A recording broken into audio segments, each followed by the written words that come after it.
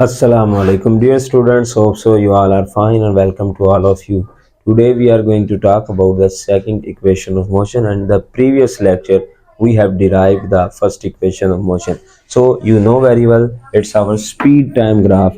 कि एक तरफ हमारे पास स्पीड है, दूसरी तरफ हमारे पास क्या है, टाइम है। और आपको पता है कि इस ग्राफ को यूज करते हुए हमने पहली इक्वेशन ऑफ मोशन में slope of A B acceleration find किया था और बड़ी आसानी से हमने फर्स्ट इक्वेशन ऑफ मोशन को डिराइव किया था। इसी तरह सेकंड इक्वेशन ऑफ मोशन बहुत इंपॉर्टेंट है पेपर पॉइंट ऑफ व्यू से, तो आपके लिए समझना इसको आसान भी है और इसको समझना चाहिए आपको। बिकॉज अगर आपको ये ग्राफ समझ आता है, सारी बात ग्राफ की है, इसको समझना बहुत ही आसान है आपके लिए।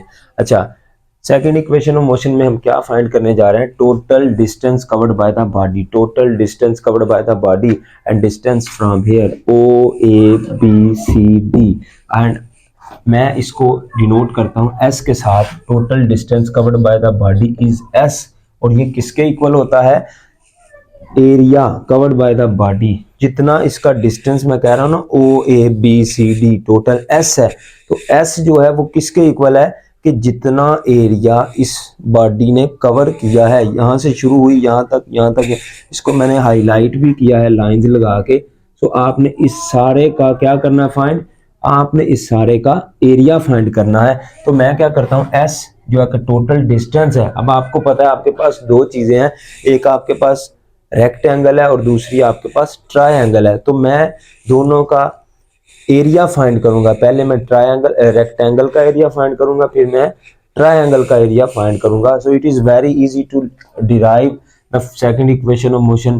कि आप अगर दो कैलकुलेट कर लेते हैं दोनों का एरिया, तो आप first second equation of motion derive कर लेते हैं। बड़े बेसिक से अंदाज में आपको समझाने जा रहा हूं। देखें, total distance covered by the body is equal to the area of what? Area of rectangle. So चूंकि मैंने दोनों का एरिया लिखना है, तो मैं लिख रहा हूं area of rectangle plus area of triangle, area of triangle. So अब मुझे पहले रेक्टेंगल का एरिया फाइंड करना है, इसका इस डायग्राम का। फिर उसके बाद मैंने इसका फाइंड करना है, फिर इन दोनों को मैंने किया है ऐड। तो एज इट इज पहले मैं रेक्टेंगल का एरिया फाइंड करने जा रहा हूं, फिर मैं ट्रायंगल का एरिया फाइंड करूंगा, फिर दोनों को ऐड करूंगा, तो आपकी सेकंड इक्वेशन ऑफ मोशन बन जाएगी। So S is equal to area of rectangle. So what is area of rectangle OACD, OACD। तो इसका फार्मूला क्या होता है फाइंड करने का रेक्टेंगल का area? It is what? Length into width, length into width. अच्छा, लेंथ क्या है? OA और विड्थ क्या है? OD। ये लेंथ है, ये विड्थ है, और ये है मेरे पास क्रॉस OD। अच्छा, OA किसके इक्वल है? इनिशियल वेलोसिटी VI के, VI क्रॉस लगा दिया। OD किसके इक्वल है? टाइम के, ये लगा दिया। तो मेरे पास क्या आ गया? VIT, area of rectangle OCD। अब हमने क्या करना है? एरिया ऑफ ट्रायंगल फाइंड करने जा रहे हैं। तो ये भी बहुत आसान है, एक चीज हम फाइंड कर चुके हैं, यही दो चीजें, इसमें और कोई चीज नहीं है। So area of triangle ABC। So area of triangle ABC आपने फाइंड करना है। तो हम कैसे फाइंड करेंगे? फॉर्मूला हमारे पास क्या होता है? Area of triangle ABC half of the base into perpendicular. अच्छा, परपेंडिकुलर को हम ऐसे भी लिख सकते हैं, ठीक है? Perpendicular height, HEI height, yes, okay. तो बेस हमारे पास क्या है? AC लिख देते हैं, हाफ ऑफ द AC लिख दिया। Hope so you are understanding what I am doing. AC is the base and perpendicular height is BC into BC. So BC is what? BC is gain in speed and which is denoted as AT. Okay. AC is what? AC is equal to OD and OD is equal to T, half T into BC is what? 80 gain in speed.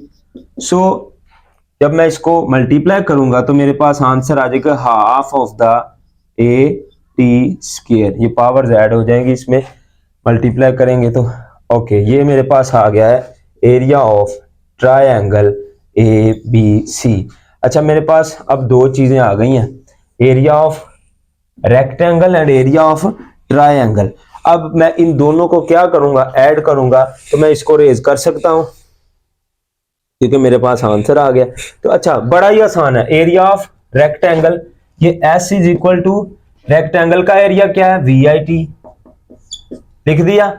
अब उसके बाद plus करना है area of triangle, जो कि मैंने ये find किया, area of triangle base into perpendicular height 1/2, फिर मैंने AC BC की वैल्यू रखी है और half of the AT square आया मेरे पास, हाफ ऑफ AT स्क्वायर। आप अपनी बुक से देखें, क्या हमने यही फाइंड नहीं करनी second equation of motion.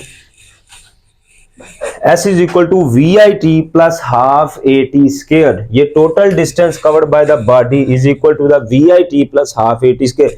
VI क्या है, इनिशियल वेलोसिटी, ये क्या है, टाइम है, plus half of the A क्या है, एक्सेलरेशन है, फिर ये T क्या है, टाइम, इसका हमने लिया square. So with the help of this equation you will find the answer that you required. Acceleration find कर सकते हैं, इनिशियल वेलोसिटी फाइंड कर सकते हैं, टाइम, कोई चीज आपको रिक्वायर्ड दिया उसको आपने इक्वेशन को उस वैल्यूज को इस तरफ ले जाके कुछ भी फाइंड कर सकते हैं जो कि आपको रिक्वायर्ड होगा। न्यूमेरिकल्स करने में ये बहुत आपके लिए हेल्पफुल होगी इक्वेशन, अगर आप इसको समझ लेते हैं। तो स्पीड टाइम ग्राफ की मदद से आज हमने सेकंड इक्वेशन ऑफ मोशन को डिराइव किया है। So as it is in the next video I will share the derivation of third equation of motion, so be connected with me. Thank you very much. Allah Hafiz.